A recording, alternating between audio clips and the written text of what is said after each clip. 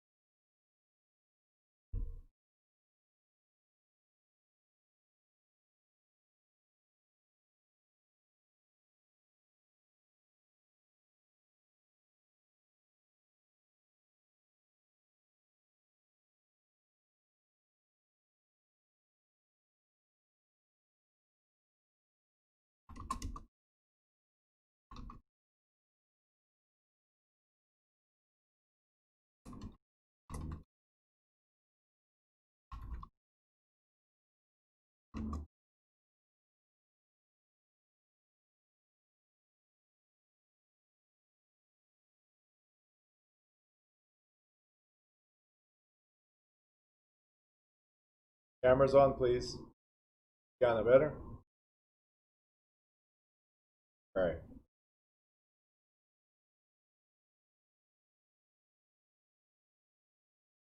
Sam, focus on what you're doing. It's okay. Terrible. Alright, Gulnar is back. Ophelia, I see you. Juan, Danny, Alexis, Yanitza, Marta, Edith, and Nidia. Alright, cool. So, we're going to talk about fundamentals of contract law, and this is very, very important you guys understand. This is a short chapter on contracts. We have another one on contracts for real estate, and then later on we have a state-specific contract chapter. So let's talk about fundamentals of contract law. So this is not for real estate, this is contracts in general. So again, in order to work with real estate contracts, it is imperative to first grasp the basic concepts that apply to all contracts in general, and these concepts provide a foundation for understanding the specifics of particular types of real estate contracts. So one of the things we're going to cover that's very important is contract validity and enforceability. So if the contract is valid, can you take me to court? If the contract is not valid, is there any type of enforceability? Or if the contract is voidable, right? It might be valid, but later on you can void it or not even enforce it. So those are things that are very, very important you understand. So what is the legal status of a contract? First of all, a contract is an agreement between two or more parties, right? Who are in a meeting of the minds. Meeting of the minds, guys, means simply understanding between both parties. So you guys understand that for you to pass this exam, you need to be paying attention, you need to be here, you need to be on time, and so on and so forth, right? So you need to study on your own as well. That's a clear understanding. And on my end, I'm here to give you that training, give that support. So that's the clear understanding of what must happen for a contract to be valid, right? That means we have pledged, we understood the terms, and we have pledged or committed to perform or refrain from performing some act. Now, a valid contract is one that is legally enforceable by virtue of meeting certain requirements of contract law. If a contract does not meet the requirements, it is not valid, and the parties to it cannot resort to a court of law to enforce its provisions. Note that a contract is not a legal form or a prescribed set of words in a document, but rather a set of intangible agreements that was made in the meeting of the minds of the parties in the contract. In terms of validity and enforceability, a contract may construe the legal status of a contract in one of four ways. It could be valid but unenforceable. It could be void or even voidable. So let's go over these. A valid contract is simple.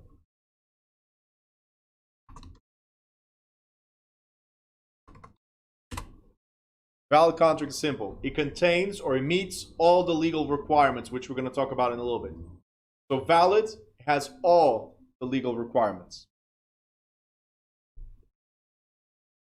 A valid contract but unenforceable, valid but unenforceable.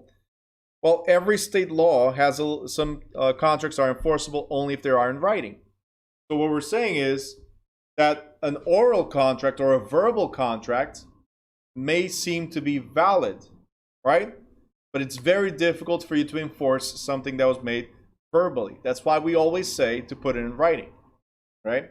In fact, guys, I was just talking about that with one of my realtors here in the morning, and I told him the same thing that I'm going to tell you guys. When you get into this business, especially in this business, but everything else in life do the same, which is if you speak to someone about something that's important, like you did, like a contract, for instance, or any type of agreement, always follow up with something in writing. Because a phone call or a face-to-face conversation, when we go to court, is hearsay. How many people, right? How many people blatantly lie to your face, as an example, right? How many people? Like, you don't even know if it's true or if it's not, but it feels like it's true, right? And they tell you, yeah, I'm going to do this. Oh, yeah, I'm going to do that, right? And this is just a random example, right? Totally random. But then you go to court and say, no, Your Honor, he said or she said.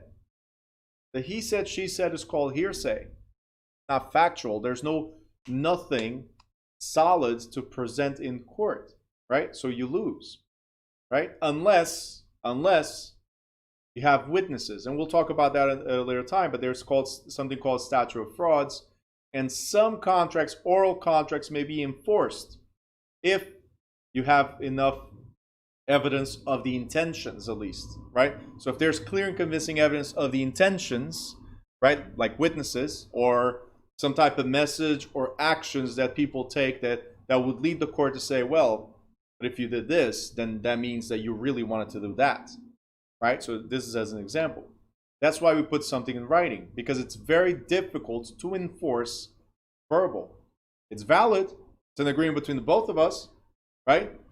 But if it's not in writing, very difficult to enforce. So guys, from now on, if you haven't learned this in the past, right? If you haven't learned this in the past, then try using it from now on. Anything that's verbal, put it in writing right after. Hey, based on our conversation, per our meeting, whatever, put it in writing. This is just a summary of what we spoke. This is confirming that the terms of what you said in that conversation are met. Does that make sense? So start picking that up, because you want to be valid and enforceable. That is key.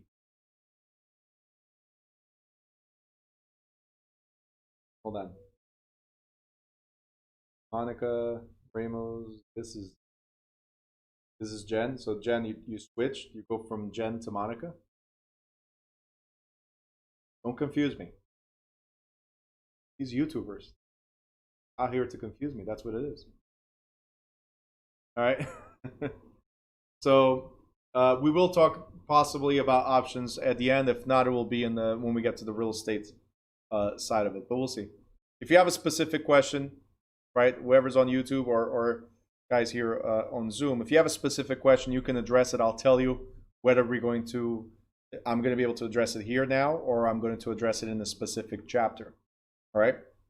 So let's go here again. So state laws declare that some contracts are enforceable only if they are in writing.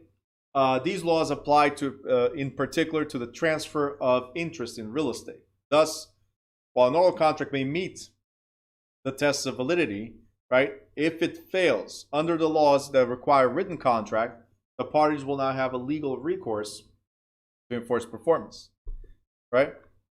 An oral long-term lease and an oral real estate sales contract are examples of contracts that may be valid but not enforceable. Note that such contracts, if valid, remain so even though not enforceable. This means that if the parties fully execute and perform a contract, the outcome will not be altered. So they're valid, right? And we can go through with it, but if somebody wants to walk away, how can you enforce it? That's the question here, right?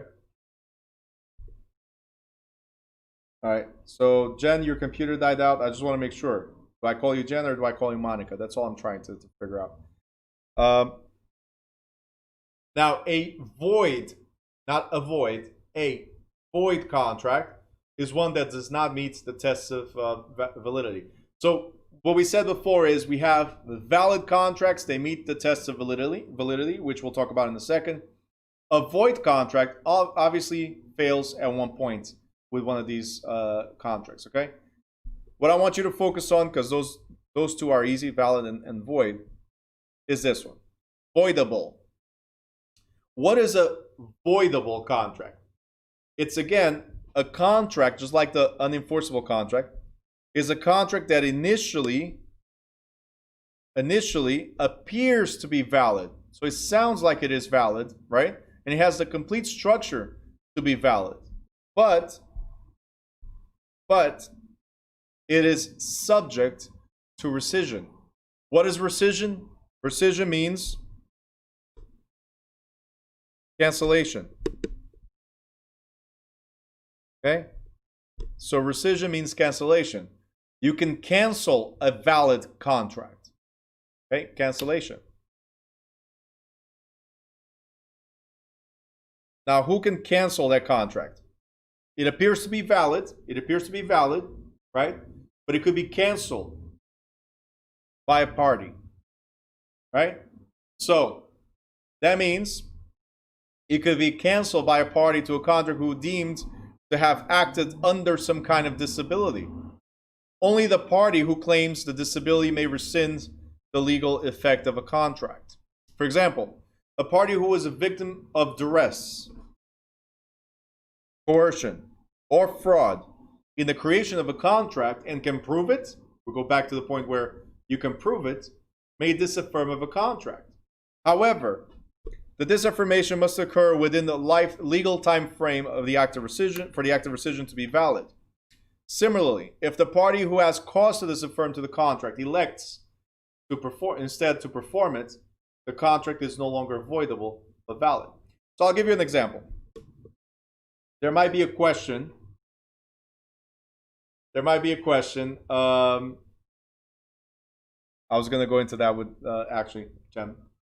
So there might be a question in the state exam about a 15-year-old. Saying. There might be a question in the state exam that talks about a 15-year-old. Can a 15-year-old get into a contract? Now, most states, they require one of the validities of a contract to be that you are of age. You're 18 years of age or older, right? But if you got into a contract, if the state allows you to get into a contract, for instance, you're a minor, right? Let's prove a point. My son just turned 14 this week, right? 14 years old. Can I buy a property and put the property under his name? Can I buy a property for him, or can I gift him a property? Then he's a party to the contract, right? So can my son, when he reaches the age of 18, say, well, now I'm an adult and I don't like real estate. I don't want this house that was given to me, right? Or imposed on me, right? When I was 14. I was a minor. You guys understand? How many stories have you heard of parents opening up accounts or insurances or whatever it is, giving cars, like, hey, it's for when you're 18. It's for when you're 18. Like you buying early to get them ready for it. It's for whenever you reach that age, right? How many? Right? There's a lot of stories like this.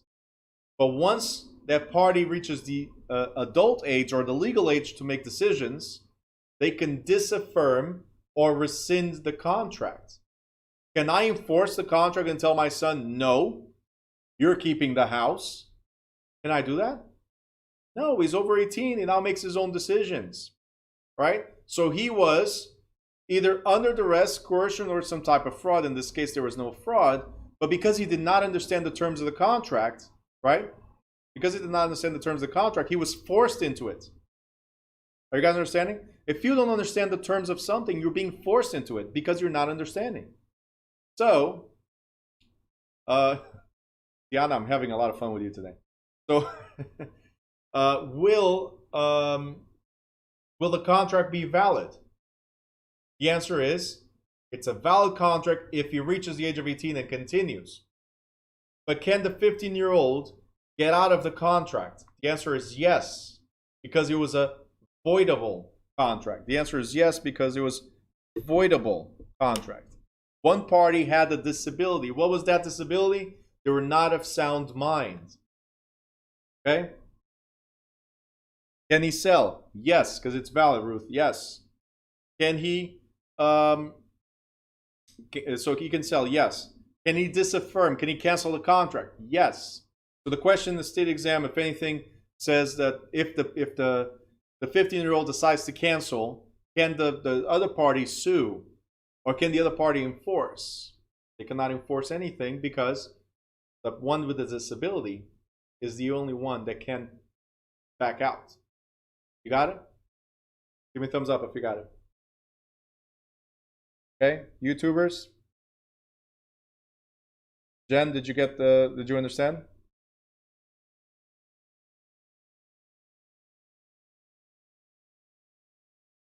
All right. So Jen has another question. If a couple gets a divorce, can a contract be rescinded? All right, so let's talk about the divorce. There might be a question in the school or state exam. There might be a question as well that talks about a couple, right?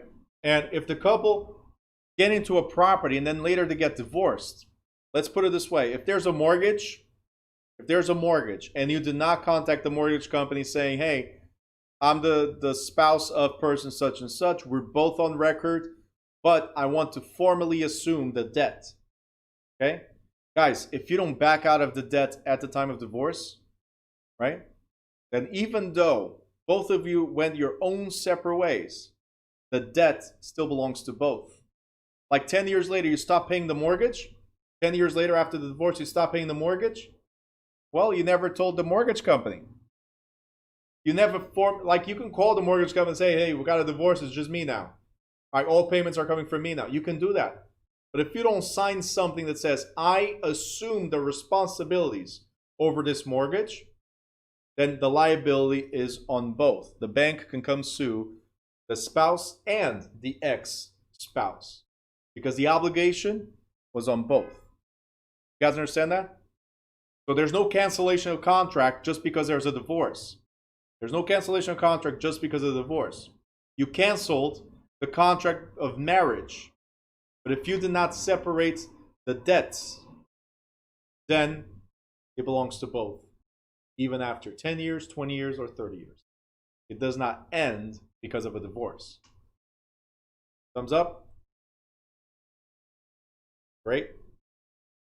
Jen, did you get it? I think I answered both of your questions right now.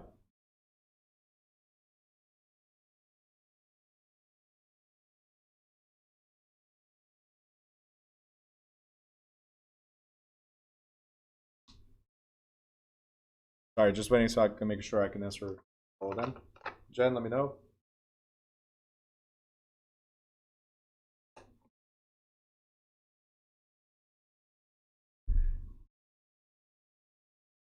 Having kids at home is great, right?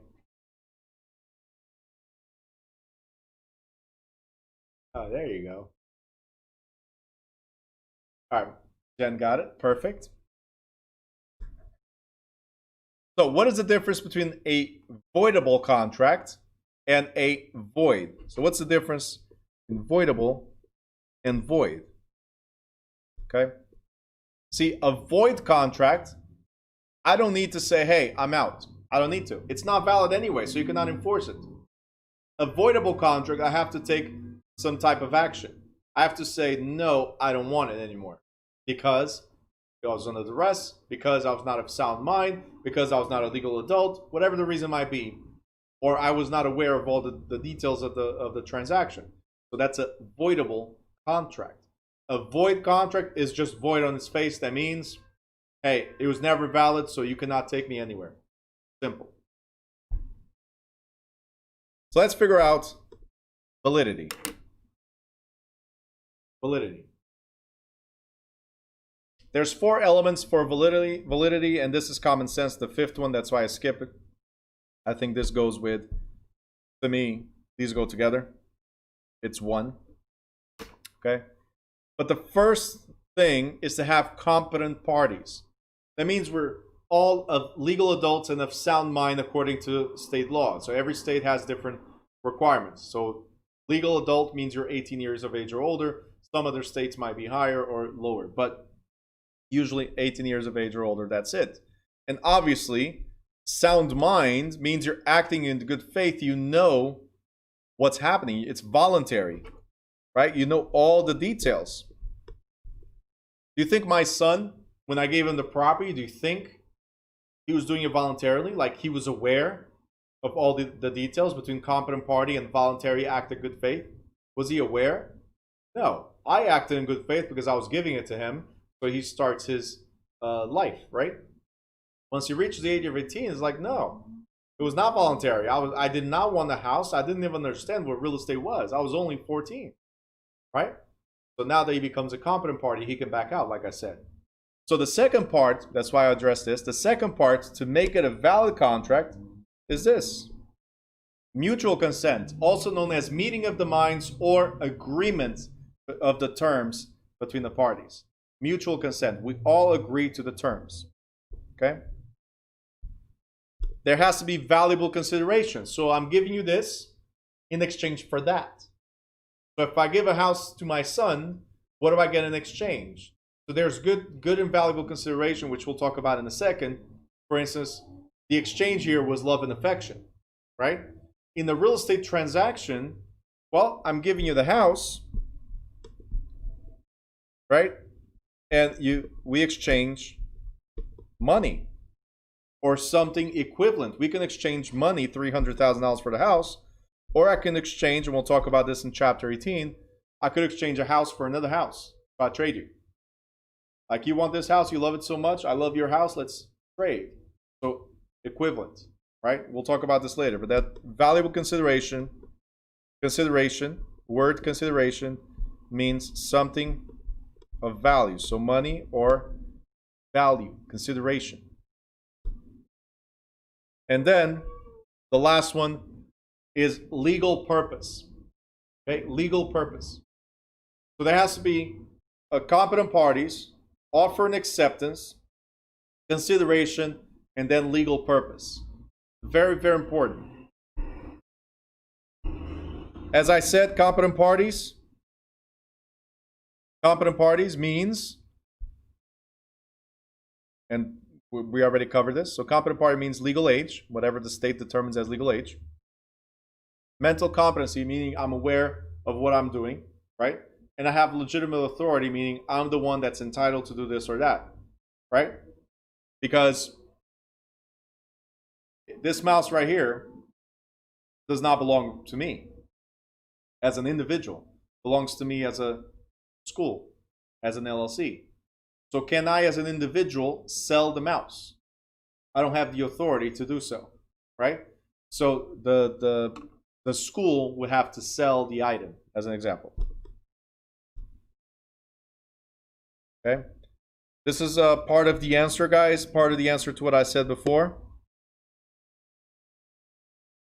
Depending on state law, a contract involving a minor as a party may either be void or voidable. If the law allows a minor to contract, the contract will be generally voidable, and the minor can disaffirm the contract. So the same thing I said before, right here in writing now. Okay? The legal authority already talked about it. Mutual consent, guys, again, mutual consent means offer and acceptance.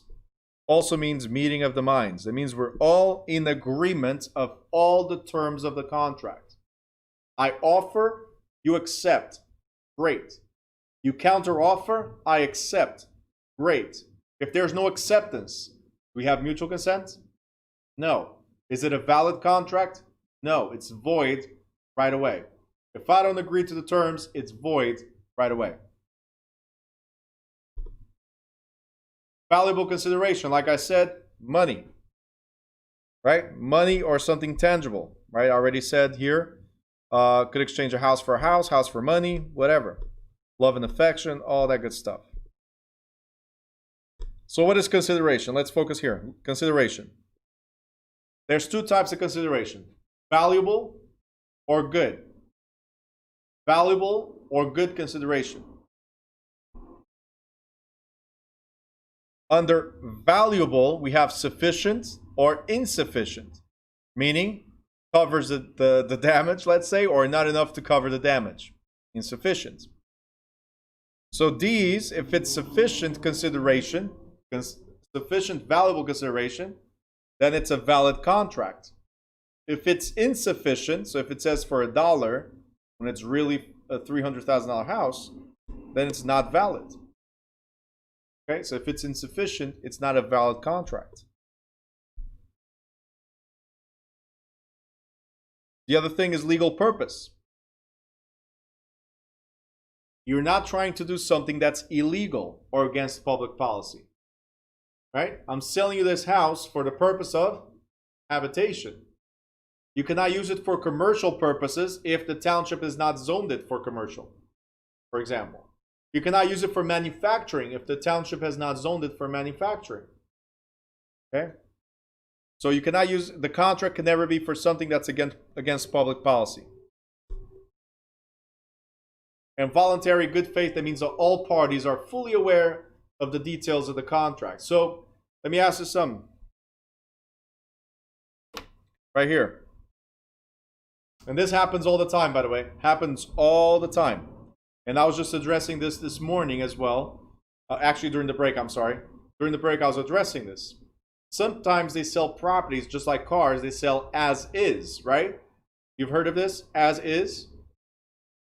All right, great. You've heard of it. Great. As is. But what does as is really mean? It means that I'm aware of the conditions of the contract. I'm aware of the conditions of the property. I'm aware of all the details, and my offer is the best offer based on what I know, as is. Like I know, in an example, I know I need to replace this wall, as an example. I know, because you told me, right? But if I buy the house, and you told me, hey, what you see is what you get, but you don't tell me any more details. You don't tell me, hey, Bruno, what you see is what you get. Just so you know, you cannot see it, but this wall, like the beams here on this wall, they're cracking, they're failing, right? And if you go here to the basement, let's say we go down to the basement, if you can see right here, right, we need to support the wall, so it needs to be replaced, right? Now I'm fully understanding the conditions of the house, and if I still decide to move forward as is, right, then I'm not going to put you as liable for this, seller, right? I understood as a buyer as is. I need to fix the support beams in the basement in order to support the wall that's dropping here. You guys got it? So the as is simply means I'm not asking you, seller, to fix the problem. I understand the problems. I'm going to move forward. So if the property seller induces the buyer to purchase a house based on assurances that the roof is new, right? But the buyer may rescind or cancel the contract if the roof turns out to be 20 years old and leaking.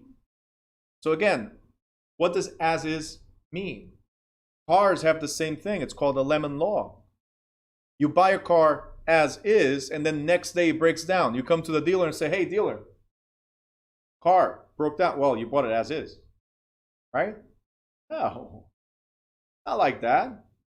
Tell me the conditions of the car, and I would not buy the car that only drives from the dealer to my house. It would make no sense for me to pay $5,000 for a car that gets to my house. Are you guys understanding this? The as is must be disclosed. You must be aware of those conditions. Otherwise, it's not a voluntary agreement because I was not aware of what I was getting myself into. Imagine you buy a house, you pay $200,000 for that house, and next day, like a house of cards, everything falls. Do you think that's fair? That's fair practices? That was that as is? No. Tell me that there's a risk of the house falling. If I choose to buy, right? If I choose to buy the house, I'm aware that I need to knock it down and build a brand new house. I understand and I'm fully aware. So that would be a voluntary good faith act. Okay? You told me the conditions and I still want to move forward. Okay? In addition to satisfying the foregoing requirements, a contract that conveys an interest in real estate must be in writing, contain legal description of the property, and be signed by one or more of the parties. Question. What does this word mean? Conveys.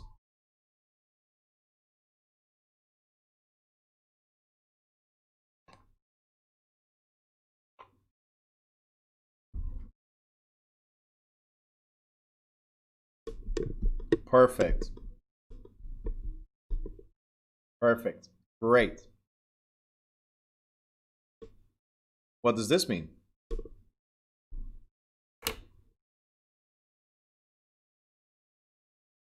Think I was just going to give you an easy question. That was it.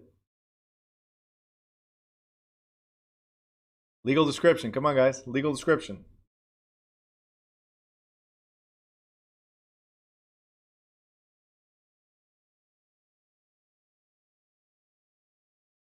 Edith says lot and block. Got it. Ruth says meets and bound. There's one missing. One missing.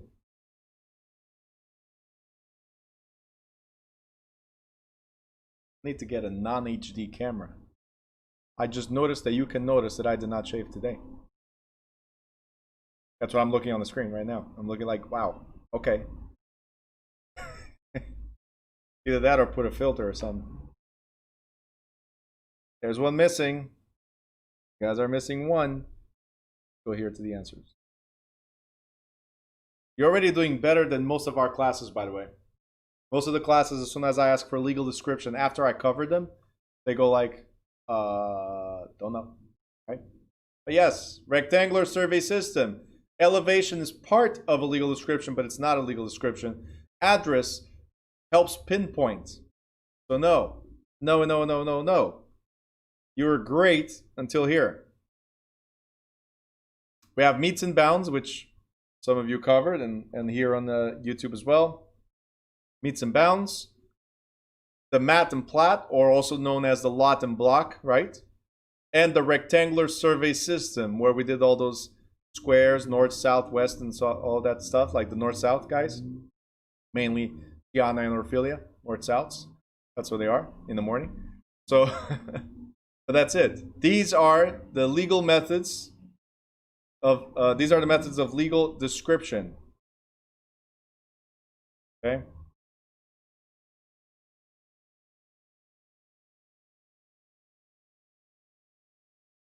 Leonard, I can give you a discount before she's 18, but just saying, I charge double for now. All right, kids, I charge more. Tiana has a baby. How old is the baby, Tiana? 10 months? I was about to say, it doesn't look like 10 years. Still being spoon-fed and everything. I know. 10 months. I'm just saying, okay, before the age of 18, I give you guys a discount, okay, for their participation. And after the age of 18, they can get their license as well. But train them young. That's it. You guys doing the right thing. Keep them here. Train them young. Like they have anywhere else to go. Anyway, so let's go back to Ruth. Ruth, you're not wrong. You're right. You said meets and bounds. You said lot and block and government survey. You're perfect. Government survey or rectangular survey system. They're the same thing. Oh, perfect. All right? So like gives me the right answers and goes like, so I'm wrong. No, you're right. Okay.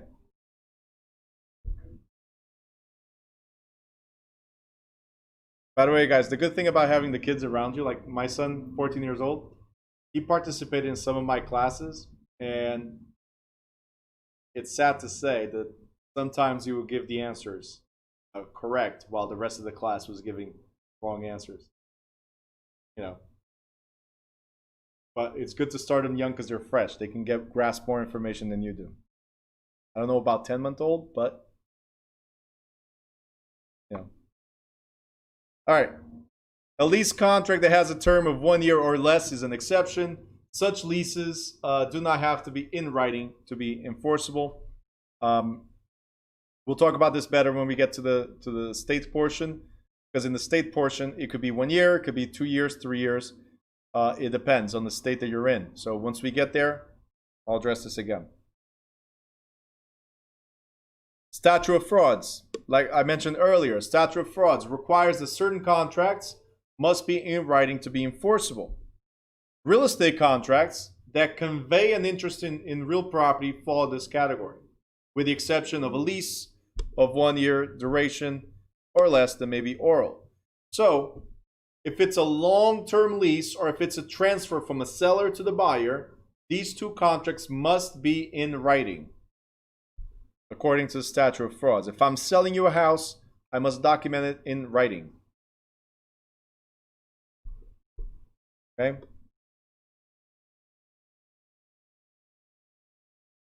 Electronic contracting, now we do everything e-sign and so on. All right, contract creation. This is an easy chapter. I was just messing with you guys before. So, easy chapter. Contract creation. There must be offer and acceptance, counter offer. If it happens, it's a rejection. So that's what I want you to focus on. If you see counter offer, it's rejection.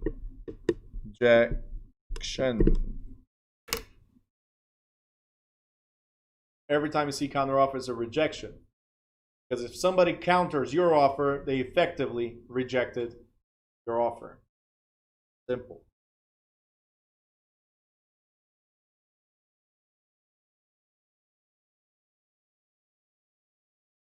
Okay, we're going to talk about revocation or cancellation of an offer, termination, assignment, and contract preparation. So, offer and acceptance, everybody knows what it is. I put an offer, here are the terms, you accept. If you accept, it makes it a valid contract. If you don't accept, it's a void contract. Simple as that. As long as we're fully aware of the terms, offer and acceptance we're good, right? Counter offer though. Counter offer. Here's my offer, guys. My offer is ABC. And you tell me, right? So this is offer. And let's say I want $200,000. That's the offer, right? And I want you to include drapes. So drapes, curtains, whatever. So something ridiculous. Like let's say this is worth $1,000, right? That's what I want you to include. And you counter and say, hey, I accept your $200,000, right? But no drapes. There's two reasons why I use drapes as an example. One, it could be a question in state exam, right? Ridiculous as this. Number two is because of this. It's an insignificant change. It's $1,000. It could be $100. It could be $1. Insignificant change. But the moment I said, I accept your 200, but no drapes, this is now a counter offer. Any change, remember this, any change to the offer, any change to the offer is a counter offer. So what just happened right now? I accepted the 200, no drapes. You're telling me, seller, right? I offer to you, seller, you're telling me that you rejected my offer. Because counter offer equals rejection. Jen goes, drapes are really expensive, so I see why the seller said no. Got it. Well, I put $1,000. $1,000 compared to $200,000 is nothing, right? $1,000 compared to $200,000 is nothing. So would you let your deal die because of $1,000? That's the question, right? But anyway, let's say the reason was not the value, Jen. Let's say the reason was not the value. The reason was emotional value. Let's say the drapes were made by your great-great-great-grandmother. It's been passing down generation to generation to generation, and you want to keep it in the family. I don't know. Maybe that's what it is. It doesn't matter what it is, really.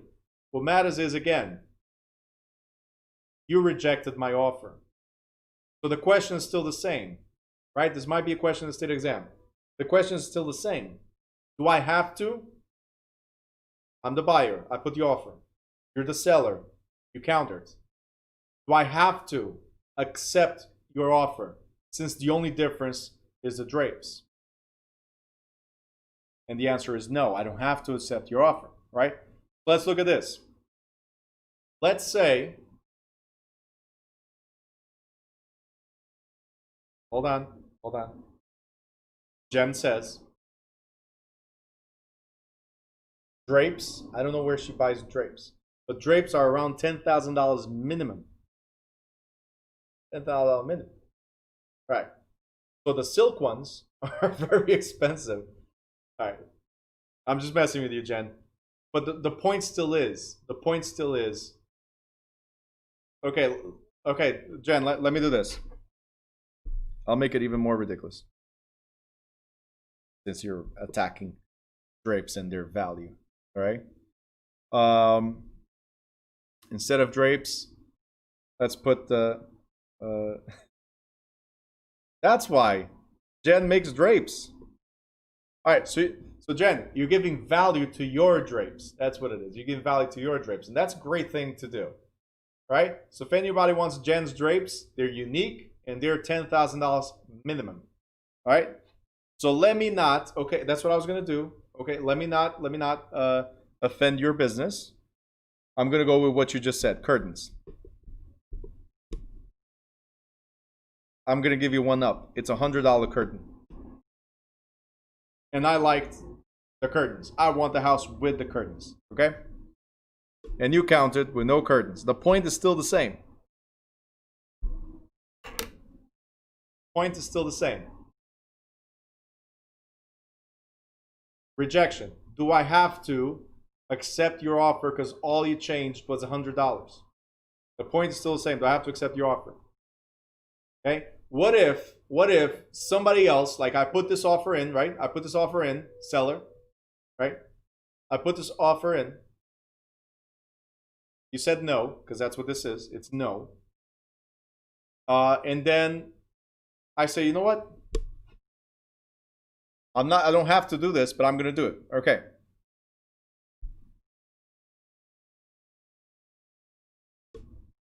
Since there's no curtains, $199, that's it. No curtains are coming with it, $199. It's only $100 difference, but I just discounted $1,000. Okay? What if? Does the seller have to accept? Guys, let me know. Does the seller have to accept? Like I put an offer of 200, right? With curtains. Seller says, yeah, I accept the 200, but not the curtains. And I say, well, if no curtains, then it's $199, my offer. Does the seller have to accept the offer? Let me know in the chat.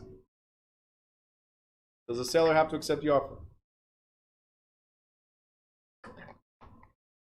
No, of course not, because I rejected their offer. You understand? Hey, Justin, what's up? So I rejected the offer. So if this is pending, you don't have to accept yet, but if I countered, right, let's address the question you asked me the other day in the other class, right? But if I rejected your counter with another counter, right? And let's say another buyer shows up and says, well, so this is me, right? So buyer 1, and then here comes buyer 2 and says, I'm giving $200,000. If somebody comes up with a higher offer, do we have to wait until the seller rejects my offer? Does the seller have to reject my offer in order to move to this one? You guys understand? There was a rejection all around. Because there's rejection all around, so my initial offer rejected, then I rejected your rejection, nothing exists. So you don't have to wait. You can go to the second offer right away. Not a problem, because there was rejection. And that's what you have to remember. Every time there's a counter offer, again, let me write as many times as I can, there's rejection. If there's rejection, then it has no effect. If it has no effect, then I can accept any other offer or just quit it altogether. I'm not selling anymore. That's it. These people just want my curtains. I'm not selling anymore. All right, Jen didn't say anything else anymore. I hope I hope you didn't get offended, right, regarding the drapes that you make, and I called them $1,000 drapes. It was not yours, not your drapes. Right? Somebody else that makes drapes for $1,000. It was just a joke. It was a nominal fee, but I threw it out there. I don't want anybody upset at me.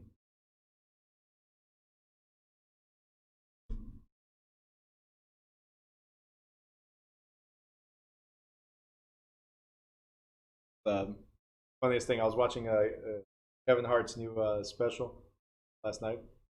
Everybody knows who Kevin Hart is? Raise your hand if you know. Okay, cool. So I was watching Kevin Hart, and he's doing this. He's saying something, and he says, "There, I said it. That's it." And before these people go out there and start saying, "Oh, Kevin Hart said this or Kevin Hart said that," just know I have no problem with this kind of people. My point was different. Okay? My point was that, so he had to clear it because in the past, and I understand that he was wrong in the past, by the way, in my opinion, but in the past he said something that caused him a lot of issues that could have even ended his career. Well, because of yeah, Danny, you saw it too, the greeters. Yeah, there's nothing wrong with the greeters, but in the past, it did cause him a lot of problems. Could have ended his career. Was in a lot of trouble, not financially yet, because obviously, but it could have been a lot of lawsuits. So he had to explain his position and correct and all that stuff. So now, before anything else he says up front, I don't have any problems with these people. I'm just proving a point of what was happening to me. All right, that's what he said. All right, so Monica, see, Jen, not Monica, Jen. So Jen just replied, not offended, it's okay, you're designer drapes. See? It's easy to say, designer drapes. If they're not designer drapes, they're $1,000. I was right. It says Kevin loves trouble. Yeah, Kevin has that thing that's called a Napoleon complex. He's a little tiny thing and he wants to conquer the world. And he's been doing that. I love his work. He's been doing that. One of my favorite comedians. Plus, I couldn't see him as a greeter. Like, what is he going to greet people like? With jokes? Right? So he was right in that statement.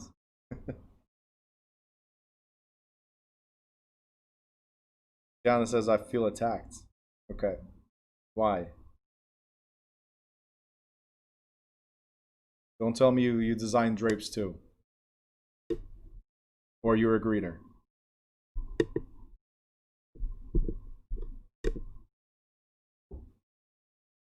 Ah, Alexis. Perfect answer. You know what, guys? That's it. Ooh, what did I do?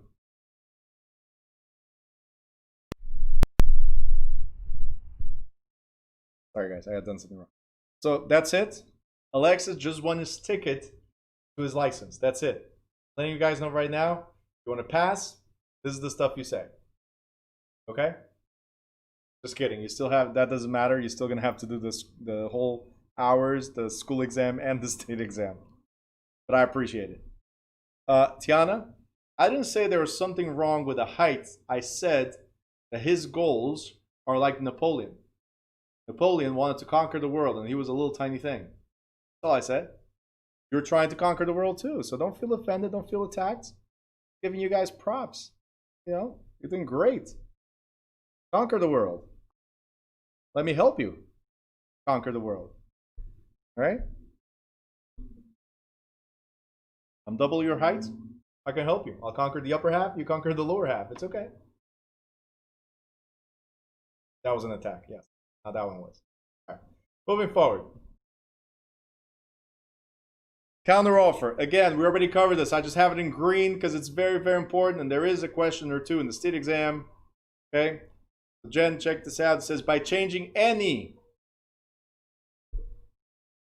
of the terms of an offer, the offeree creates a counter offer. That means the original offer is void, rejected, canceled, right? At this point, the offeree becomes the offerer, right? And the new offeree, the person receiving the offer, gains the right of acceptance. If accepted, the counteroffer becomes valid contract provided that all requirements are met. Okay?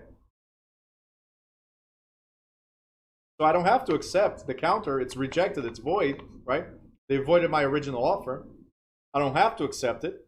But if I do and we move forward, boom, valid. Okay? Very simple, easy chapter so far, right? Contract preparation. We are on page, and the reason why I'm skipping a few things because we have another chapter more in detail. So we're on page 135. Contract preparation. We mentioned this several times, just to repeat. State laws define the extent to which real estate brokers and agents may legally prepare real estate contracts.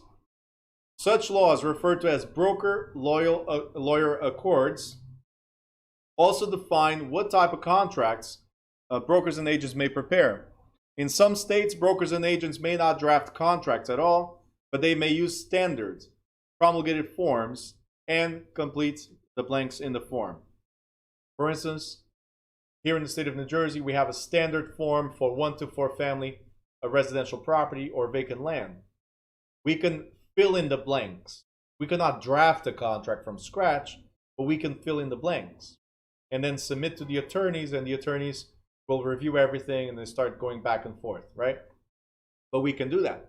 In other states, we have to really know contract law, and we might actually prepare basic contracts, okay, for residential property usually. So states like Florida, Texas, Arizona, you need to have contract law. So their courses are longer than ours. Like here in New Jersey, 75 hours, New York, 75 hours. But you go to other states, it could be as much as 180 hours of courses. 180 hours just to get your license. Okay. So, as a rule, a broker or agent who completes real estate contracts is engaging in the unauthorized practice of law, because you're not lawyers, unless the broker is a party to the agreement, such as a listing agreement or sales contract. So because we are a party, we can fill in these contracts, okay? Classification of contracts. There's different types of contracts, obviously, but the classification of contracts is whether they're verbal or oral, right, versus written form. Are they express contracts or implied contracts? And we're going to go over this in a second. Are they unilateral or bilateral, executed or executory? So let's start with verbal, oral contracts, or written. We already talked about this a few minutes ago, but a contract may be in writing or it may be oral or plural contract. Certain oral contracts are valid and enforceable, others are not enforceable, even if valid. For example, most states require listing agreements, sales contracts, and leases exceeding 1 year be in writing to be enforceable. Again, it's not highlighted because when we get to the state portion, we'll focus on it. Then we have expressed versus implied. Okay. So implied means actions.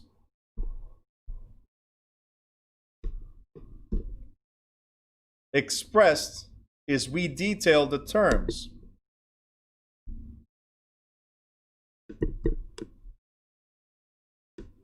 Okay? So we expressed it, guys. Simple. This contract that we have between ourselves, right, between the school and the students, says they have to complete 75-hour course, right? We tell you the hours, we tell you the days, we tell you there's going to be an instructor here for you. These are the detailed terms, okay? We also tell you have to pass a school exam, and then you have to take a state exam. That's part of the contract, is me expressing certain details. Now, what is implied? Implied. Actions. So on your end, it is implied that you're on time, that you're paying attention, you have no distractions, that you're studying after the hours, right? That you're studying, that you're asking questions. These are things that are implied. Okay? So your part of the contract is if you want to pass, like our contract is, I'm going to teach you and I'm going to help you pass. Your part is implied. Besides the hours you have to be here, you have to take certain actions in order for our contract to be valid. Does that make sense? So if you don't take the actions, then on my end, I wash my hands and that's it. I did what I had to do, 75 hours. gave you an open line for you guys to send me questions, put you in a group chat for you guys to ask questions or participate in, as an example. Here during the Zoom, I tell you guys to always put the questions in the Zoom chat, right? Again, guys, I'm giving an example of what's actions, what's implied. Now, I'm telling you, so it became expressed. But until now, everything was implied. It's part of the contract. So each contract has expressed and implied things. So again, express contract is where all the terms and conditions were manifestly stated and agreed by all parties, where implied means that the actions suggest existence of an agreement. Implied is based on actions. What is expected based on your actions? Okay?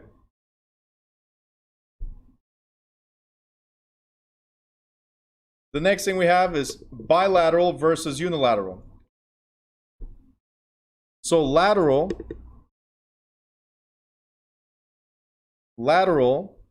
means side. And then we either have bi, which is 2, or uni, which is 1. Okay? So bilateral agreement means both parties, so let's say seller and buyer, must take actions towards the consummation of the transaction. Unilateral means one party must do something before another party can take action. Okay? So unilateral means one party must do something in order for another one to take action. Jen, if you're still there, we're going to talk about options in a second, because it has to do with unilateral agreements. Okay? So bilateral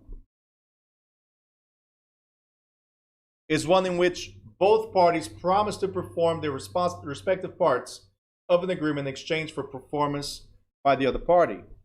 An example of a bilateral contract is an exclusive listing where the broker promises to exercise due diligence in efforts to sell the property, and the seller promises to compensate the broker when and if the property sells.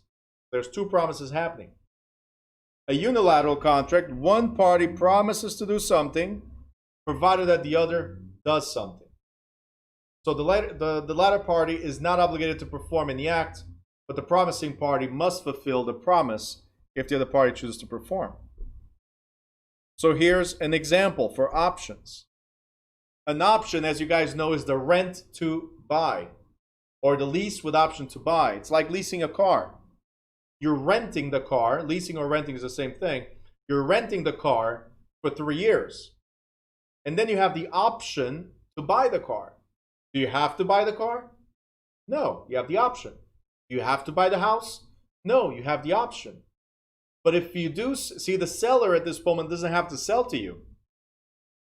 The seller doesn't have to sell. That's why it's one-sided agreement. The seller does not have to sell. But comes the 3-year term and you say, hey, I want to buy, then the seller must sell. Right? So, while in the bilateral contract, both parties are saying, I'm going to do this and you're going to do that.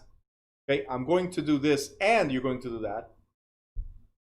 In a unilateral, you're saying, hey, if you do this, so if you exercise the option to buy, if you really want to buy, then I will sell. Okay? So again, an option to buy, the party offering the option promises to sell the property if the optionee, so the buyer, decided to exercise the option. While the potential buyer does not have to buy, the owner must sell if the option is exercised.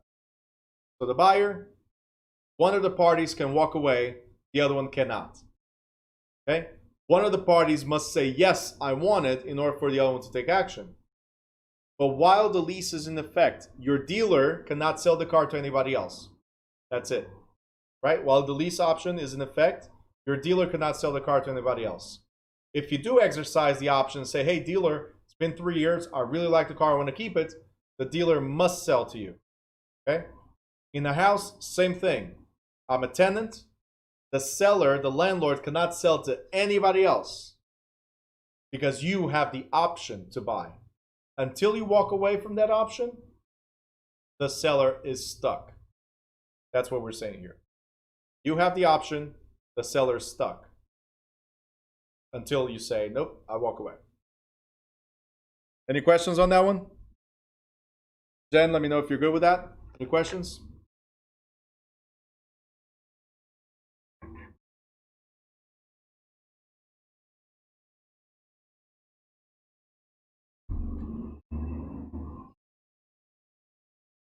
Questions? Let me know. I'm gonna give you a second on that.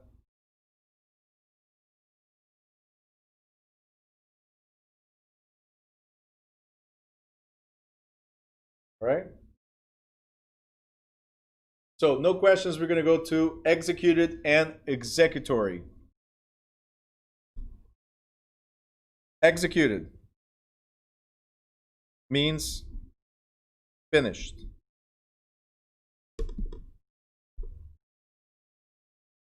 Concluded. Executory means pending actions. Okay? That's pretty much what it is. Executed means we closed, for instance, or we rented. Executory means they're pending actions. So, in a quick summary here, I put an offer with a stipulated closing date. Okay? So I put an offer with a stipulated closing date. So I'm telling you, hey, we want to close then, right? During this period of time, there's nothing because it's just an offer. But right here, let's say the cooling period is over, attorney review period is over, and you accept it, it became a contract. Okay? During this period, this contract is executory because it's pending inspections, pending appraisal, pending title. So it's pending a lot of stuff in order for us to close. Okay? So we put an offer. A couple days later, the offer is accepted, so it became a contract. From this period until the actual closing date, it's executory or pending because it's pending certain actions, inspection, appraisal, title, and so on. Mortgage commitment, and so on. So pending. Once we get to the closing date and we close, right? Let's call it cash for keys, and we closed. Therefore, executed. We closed. We're done. Completed. You guys got it? So again, put an offer means nothing until accepted, fully accepted, it became a contract. We are now under contract, and that contract is called executory contract because we are pending all these things and more. We get to the closing table and we exchange cash for keys. Then this contract is now executed. It's finished, concluded, done. Questions? Thumbs up? That was easy, right?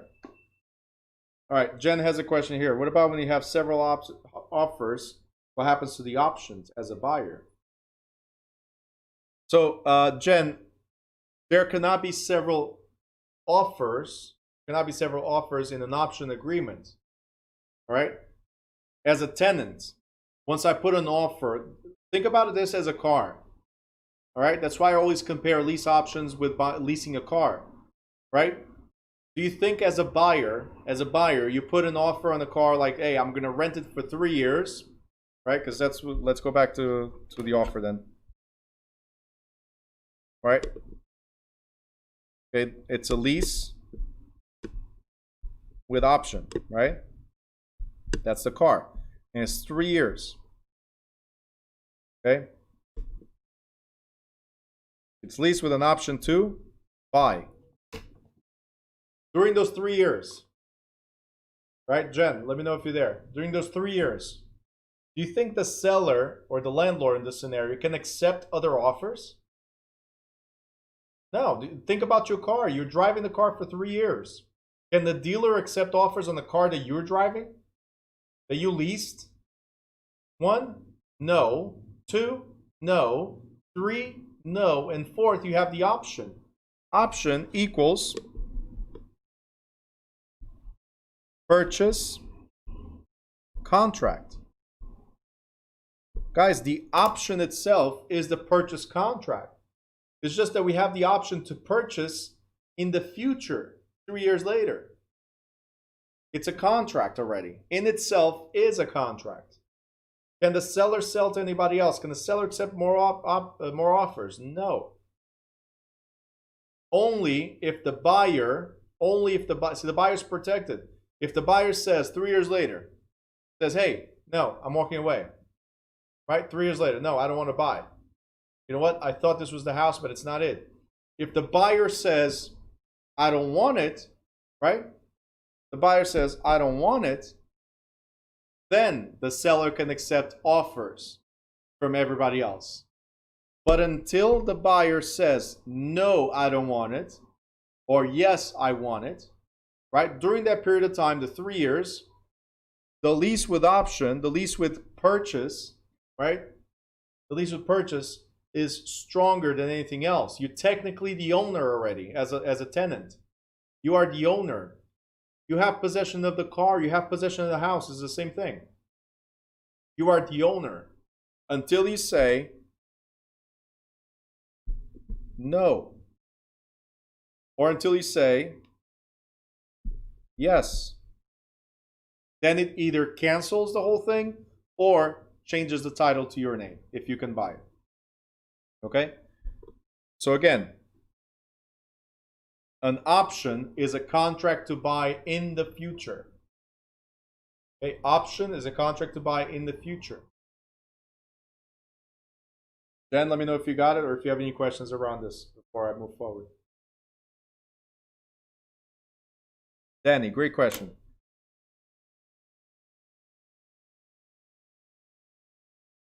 Okay. Then it says, what about if your credit drops to 500 during the 3 years? Well, Danny, then you're unable to buy.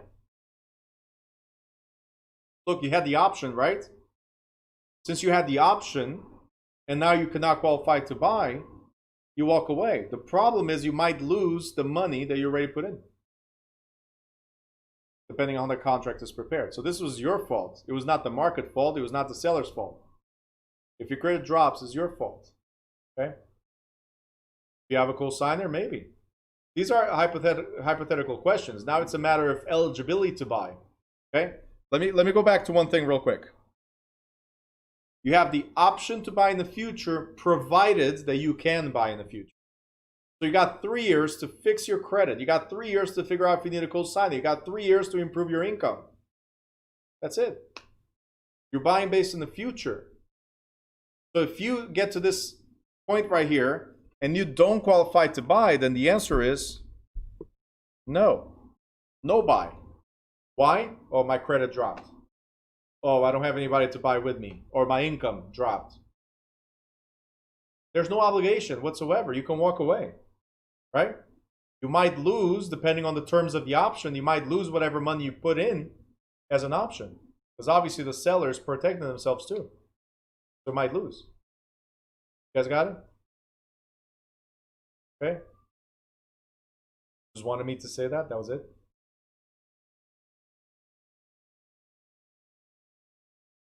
The nerve of these students. Anyway, but if you have anybody that this happens to, by the way. Okay. If you have anybody that their credit drops for some reason, always figure out with the credit consultant. There's people that can help you, guide you to get your credit back up, right? Sometimes there's nothing you can do depending on the amounts, bankruptcy, right? Other times, maybe it's just a few things that you can do. You hit with the credit reports, credit bureaus, or even with a creditor that's made you drop, send them a couple letters and maybe that's what it is, and we'll fix the problem. Okay? If you guys don't have anybody that does credit consulting, I have a couple of different people that I work with, and I can always recommend to you guys. But definitely, don't let your life be ruled by this number. And unfortunately, everything here in the United States is ruled by a number. Not how much money you have. It's not how good you are in handling your stuff and how professional you are. It's about this number. You might not get good insurance because of this number. You might not get a promotion at your job or get a job because of this number. You're definitely not getting a house because of that number, right? So this is a great advice, by the way, great advice for you as new realtors. Never walk away from a client because their credit is bad, okay? Always sit down with a credit consultant, if you have one. Sit down with a credit consultant and say, hey, listen. Oh yeah, even the lease. Sit down with a credit consultant and go like, listen, this is the scenario. They want to buy a house in 6 months. Is it possible? What do you think? When you look at the credit, you think in 6 months, would it be possible to raise from 500 to 640, let's say, right? Would it be possible? Depending on the circumstances of that particular person, why not? Sometimes it is possible in 6 months or less. If not, hey, you got this, you got that, maybe 1 year from now. But at least for you realtors, new realtors especially, at least you can tell your client, listen, it's not now, but it's not a never either. Let's do this, and then a year from now, we'll look at houses again. Simple. But at least you keep them in your back pocket. Like, hey, you're not going anywhere. I got you still. And eventually, like, oh, John, let me call John, right? Well, not John because he's still sleeping, right, Alexis? So, but you guys understand what I'm trying to say? Don't lose clients because of their inability to buy now. Inability to buy now. Let's keep them for later. Right? Think about that.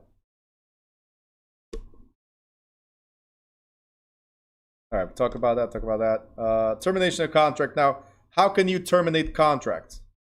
Hopefully, and it's not highlighted here because we have another.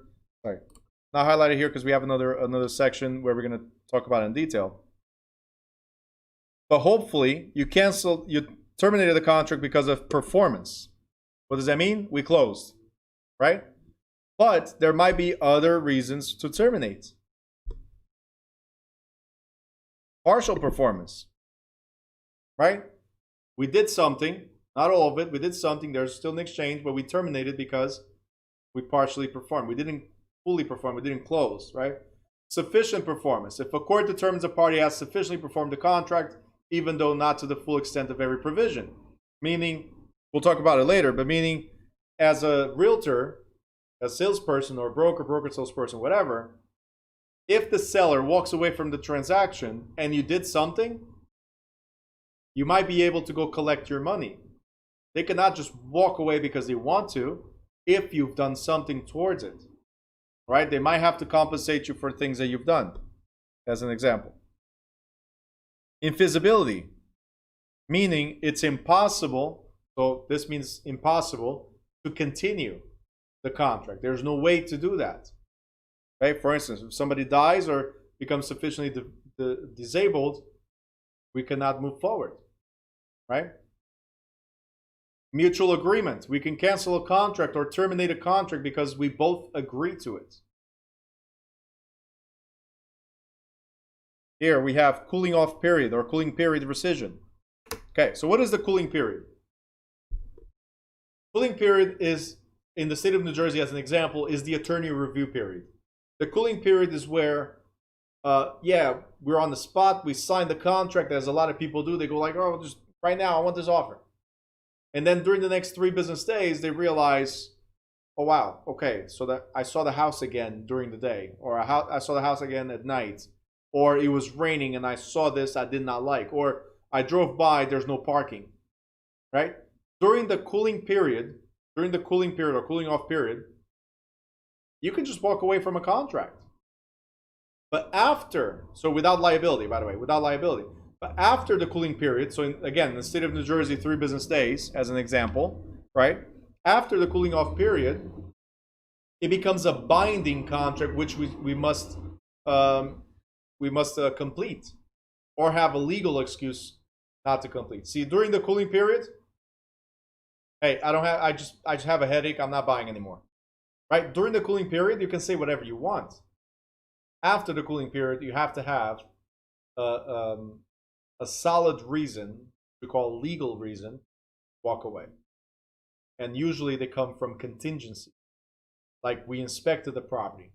There's a reason why we don't want to buy. It's because of the results of the inspection. Like, mortgage company did not approve this property, or did not approve me because it didn't appraise, or my credit, whatever, right? So I can walk away because it was contingent on the approval of the mortgage, right? The seller could not obtain the CO. The seller could not clear title. Even though clearing title and mortgage might also come with a liability, most of the times it's the way to walk away from a transaction. All right? So the cooling period is the time where you can say, hey, I just don't feel like it anymore. I walk away. And usually, again, could be 3 days, could be 10 days, depending on the state where you live, or where you're performing. A termination of contract could be revocation. So one revocation is cancellation of the contract by one party without consent of the other. Now, the problem with revocation is that you might be able to sue the other party. So a seller who revokes a listing without grounds may be required to pay a commission if the broker found a buyer, or reimburse the broker's marketing expense if no buyer was found. It could also be abandonment. So we can walk away from the deal. So as a realtor, can I walk away? Yeah. Just remember that if you walk away from your contractual obligations, you can also get sued, realtors. A listing. Listing could have a lapse of time. This is the most common. Lapse of time. It's a 6-month listing. That means after 6 months, on the let's say on the 23rd of May, right, or April, sorry, on the 23rd of April or May, whatever, it expires. That means comes the 24th, and you found a buyer, do I have to pay you a commission? No, it expired. I don't have to pay. I appreciate the buyer, but do I have to pay? No. Invalidity of a contract is not valid. It was void from the beginning. So this one you guys already know. So that terminates the contract automatically. It was not valid.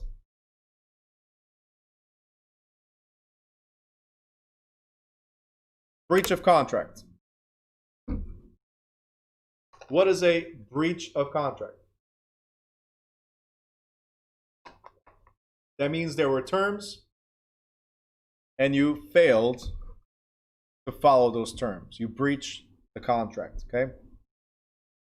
So that means one of the parties is being damaged, right? One of the parties is being damaged because of your default.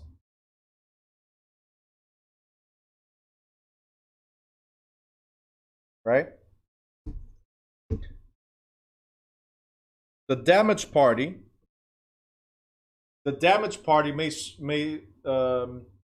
may choose to rescind the contract, so cancel the contract, forfeit the contract, so walk away, or sue for damages, or even sue for specific performance. That means to complete the terms. Okay, so sell or buy the property. Every time you see specific performance, if I said I was going to sell the property to you and I walk away, you can sue me to sell the property, to force the sale of the property, right? If you were going to buy from me and you walk away, I can sue you for specific performance to complete the terms. You said you're going to buy, now you're going to buy. I'm suing you to buy the property, right? So that's what specific performance means. So rescission is canceled. Forfeiture is giving up something, so you're walking away. Okay. Suit for damages. Okay. Under suit for damages, one thing to remember is that there's two limitations. One is suing for earnest money deposit or good faith deposit, and the other is suing for compensation. The problem is if you sue for the earnest money deposit, it's called liquidated damages.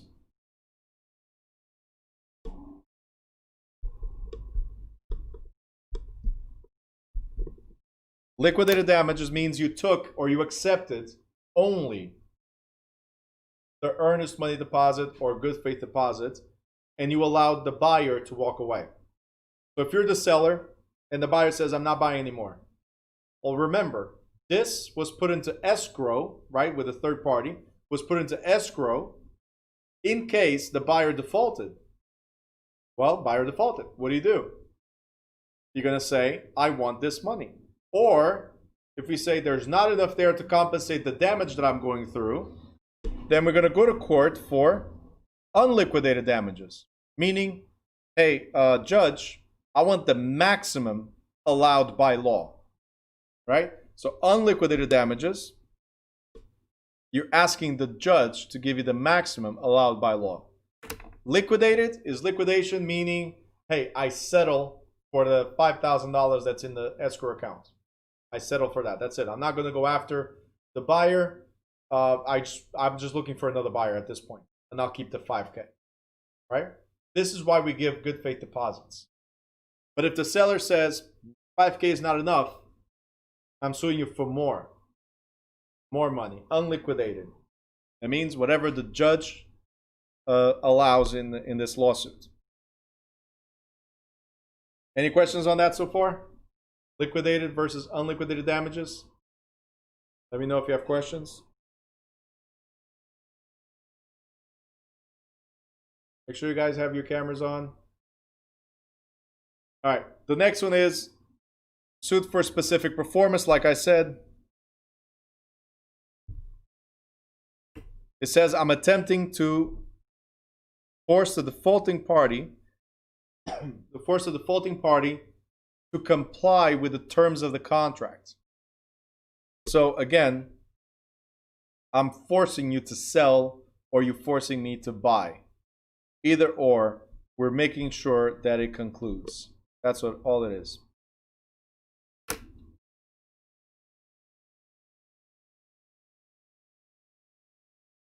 That is it, guys. We're going to repeat this a couple times because there's, again, 3 chapters on contracts.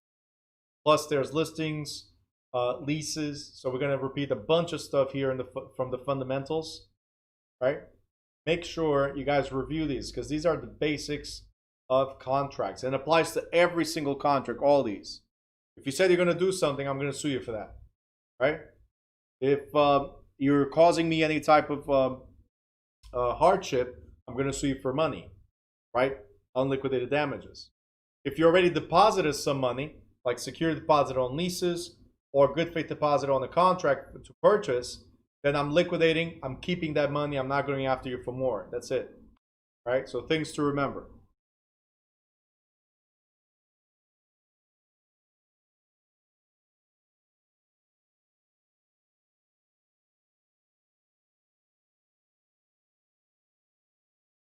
All right, Justin. So you didn't pass the test. Okay. Guys, start changing the way you speak, because that influences you a lot. So Justin just said, and a lot of you do this, says, I failed my test a couple days ago, right? And my friend told me to check you out. Great explanations, right? So I failed my test. Don't do that. Okay? Remember, failure or failing something is because you're giving up, right? So at this moment, you tested and you're now aware of what the exam looks like. That's how I see it, right? So there's two ways to see this. Never failure. Failure is giving up. 2 ways to see this. I either succeed or I learn. Okay, so I learned about the test, Justin. That's what you did. You learned about the test. You did not fail, you learned. Now, what I can tell you to do, and I think just to make sure, you're friends with Josue, right? reach out to me if you have any. Perfect. There you go. Reach out to me if you have any questions. He has my number as well, but number is 908 418 8325. Reach out to me on WhatsApp and send me your score reports so I learn what you went through and I'll learn how to explain to you better. Okay, your situation. Simple. As far as when do I usually stream, our classes in the morning are from 10 to 2. Our classes in the evening are from 5:30 to 9:30 p.m. Monday through Friday, except holidays. So letting you know, there's 2 days we're not going to have this week. All right. Let me see, Jen. I know we're at the end. There's a couple questions about the tests. It's about commercial, industrial questions. Jen, you got my number. Send me a message, okay, on WhatsApp. Because I don't want to confuse people on something that's not going to be here. So commercial, industrial, we're not there yet. So send me message on WhatsApp. Danny says it's like using the word problem. Use situation. No problem is negative. There you go. It's word associations. That's it. That's it. You can also use the word problem as opportunity. Right? It's not a problem. It's an opportunity to learn. It's not a problem. We have an opportunity to fix. Same. Right? Words. Words are so important in our life. All right, guys. If you don't have any other questions related to contracts, if you don't have any other questions related to contracts, I'll see you tonight at 5:30 if you're joining the 5:30 class. If not, I'll see you guys tomorrow at 10 a.m. All right? Have a good one.